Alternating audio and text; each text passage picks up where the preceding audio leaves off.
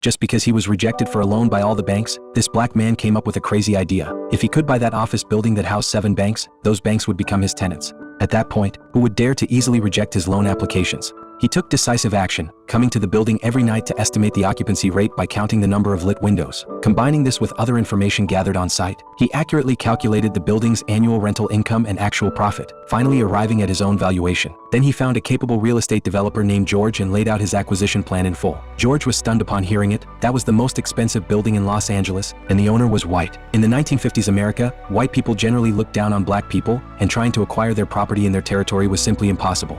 Charlie did not rush to refute. Instead, he calmly listed his reasons. The building housed 7 banks. Buying it would not only make it easy to obtain loans but also allow him to grasp financial and real estate trends firsthand, making his business smoother. More importantly, through his investigation, he found that although the building was in a prime location, there were still many offices long-term vacant. This meant the owner had limited rental income while also bearing heavy operating costs. Additionally, Charlie learned that the owner urgently needed funds for a new project, and this building was clearly a burden he was eager to shed. Finally, Charlie also presented the various data he had calculated, proving to George that this was absolutely a surefire deal. George was amazed. He realized that Charlie was not a dreamer but a practical strategist who advanced step by step. Partnering with such a person could not go wrong. But they now faced a practical problem. Because of their black identity, they did not even have a chance to negotiate. So they had to find a reliable white person to represent them. And Charlie already had someone in mind, Matthew, who had recently helped him renovate his house. Although he was just an ordinary worker, he had ambitions. Most importantly, he never discriminated against black people. However, when Matthew heard about this acquisition plan, he looked completely confused. He did not understand anything about loans,